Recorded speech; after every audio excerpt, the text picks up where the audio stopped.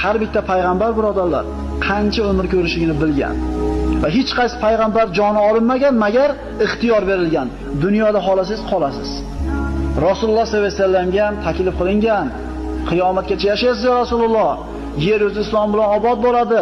Butun yer yuzi siz qo'l ostida bo'ladi. Keyin jannatga kirasiz deganda payg'ambarimiz yonida turgan yigit terisiga sig'may ketdi. Jannatul baqiga chiqib salom berdi. Ularda haqqiga duo qilib turganda payg'ambarimiz holi birdaniga bo'shashib ketdi.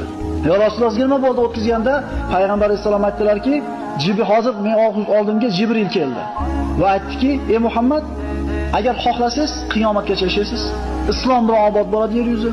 Yer yuzida butun yer yuzi qo'l ostida bo'ladi, keyin jannatga kirasiz.